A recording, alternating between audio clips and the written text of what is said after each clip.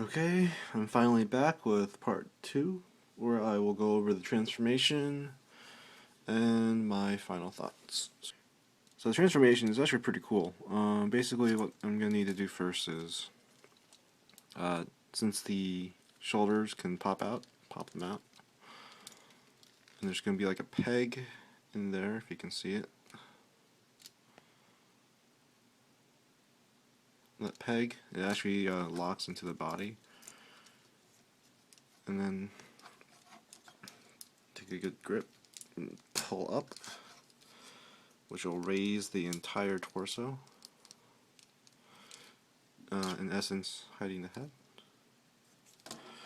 Then I think you're supposed to do this with the chest and push the arms back in to lock it back in place. I guess I'll just do the upper body first. Okay, fold these flaps up carefully though, because they tend to pop off when doing this.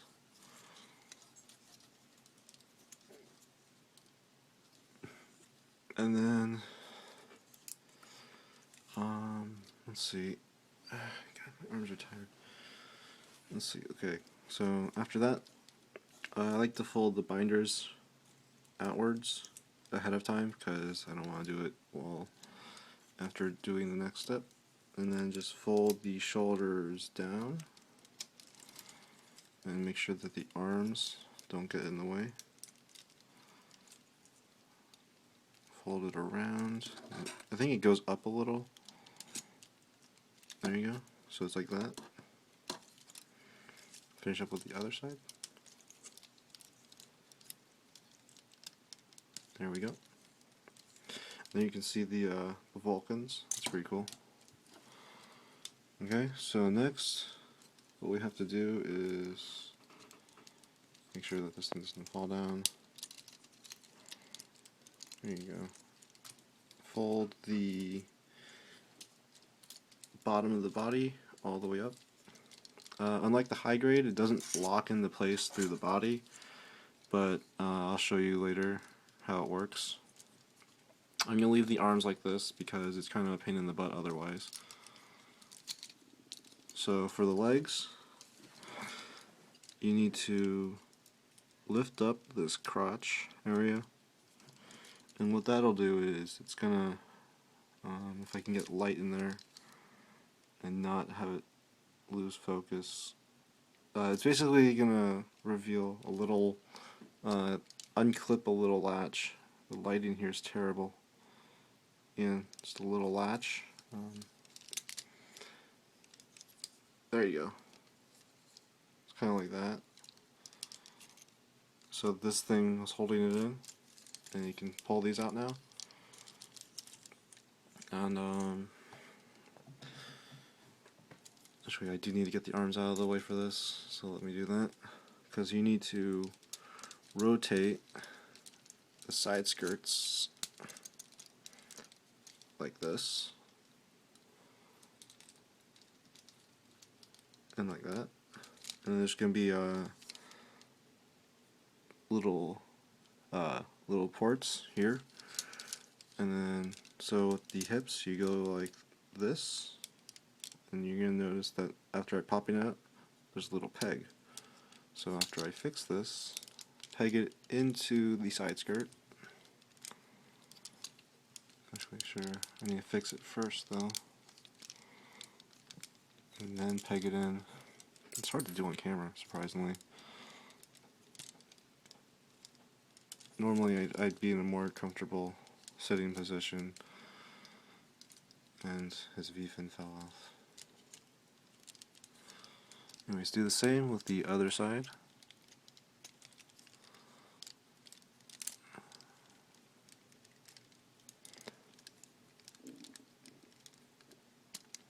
There we go. And try to get this set up properly. Then you can lower the crotch armor. So now the legs are outward, and the crotch armor fell off. That's a first. There you go. Next is the legs. So it's actually really interesting how they did this. I never expected it. So fold the leg like this, like usual. Then fold this down here and lift up this blue piece. So when you do this, there's going to be this thing here, and you need to just get your finger in there, on camera of course.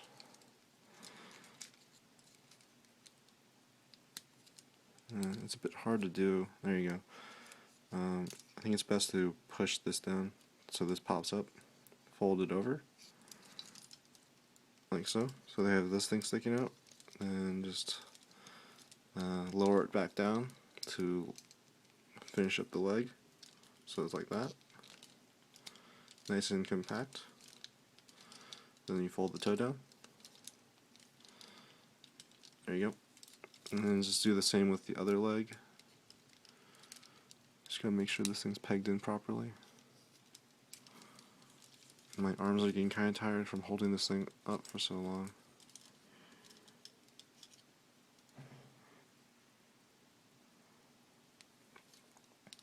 Okay, fold it here. And grab the little thing again. Pop it out. Fold leg back in. Fold that up. Fold toe down. Adjust foot accordingly. And there you go. There's the legs. And here's my favorite part of the transformation, other than attaching the gun. You need to take off the fingers of whatever the H2 normal was using at the time. So let me take care of that. And then we dump out everything he has. And we have these things here, which are extra fingers just for the transformation. So let me show you how they're used. Okay, so first rotate the hands so they're like this. And you'll notice that there's a peg here, and obviously to plug in the fingers you need to use a peg. So let's get this thing set up. Take this finger thing and just kind of set it right on it, right around there. Just set it there. And then you tuck the thumb in, like so, and you just peg the hand in. And don't mess up, like I did. Okay, and then after you do that, you just peg in the hand,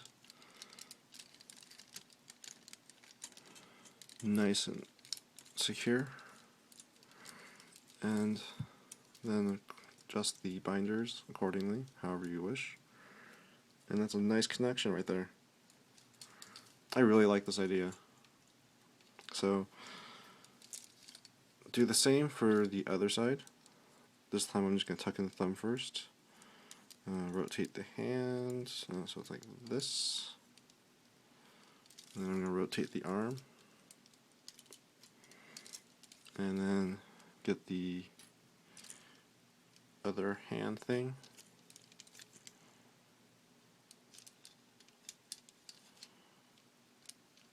Set it in. I'm not sure if you guys saw that. It's really simple. It's just kind of sitting right underneath it. And then you just peg the hand in on camera first, because that's a good idea. And don't break anything.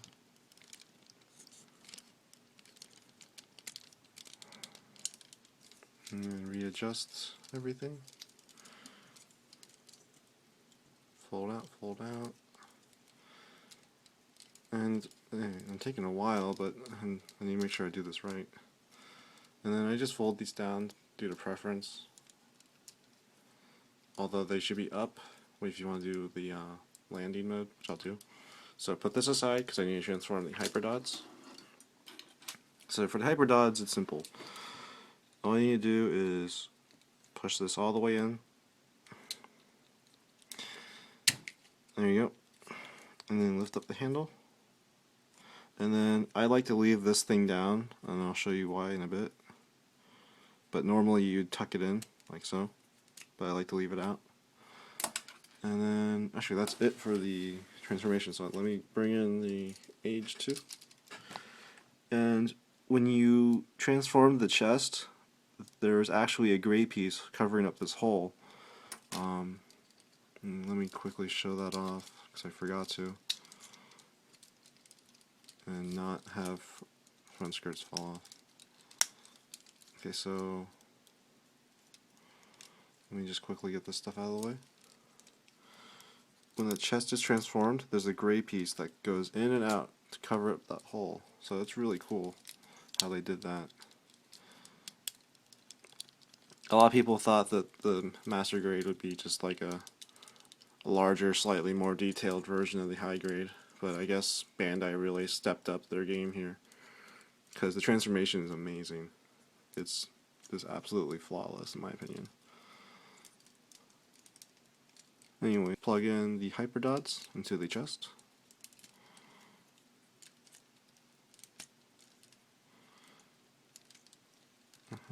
And then I'm going to leave this thing down. So when you do that, you're getting closer to the landing gear mode. So for the knees, just pull these out. And I like to do this so there's more surface area. And do the same for the other knee. I painted the pistons because I got bored. And there you go. There is the Strider mode or the H2 normal and Strider mode. Now I just need to get things fixed up, and there you go. And adjust the camera a lot. So it does have a landing gear mode. It's pretty cool. Need to show off one last thing. And this transformation is taking a while, so I might do a third part just for final thoughts or something. I don't know. Depends on how long I take. So one thing I almost completely forgot to do is the opening cockpit gimmick. So here you go.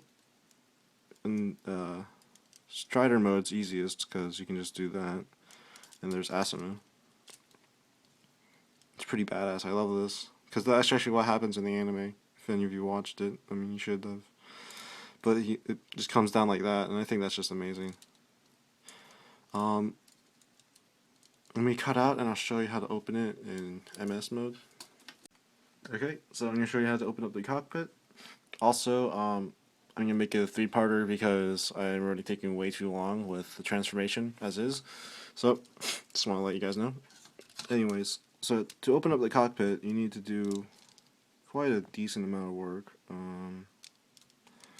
So you need to lower this, pull this up, so it's like that, then get your fingernail or a sharp object up there, lift this guy up, and then get this red panel, lift it, or lower it, if I can get to it. It's a pain in the butt.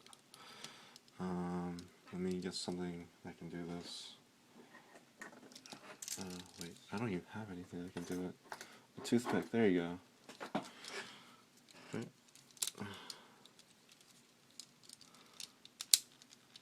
Pull it down, and you see there's a little panel here.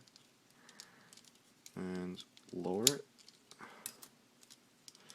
And then what the instructions are telling me to do is to pull the cockpit down from all the way up there. But what I like to do is just lower this, pull it out, pull down the cockpit, and then just do this. Just re-lower the torso so you can see him in there. And there you go. There it is in MS mode while the cockpit is open. It's pretty cool. So let me just put him back in there. Anyways, like I said, it's kind of a pain in the butt, but regardless, the gimmick is there, and I do rather enjoy it. Anyways, so that's it for part 2. In part 3 will be final thoughts and everything else like that. So we'll see you then.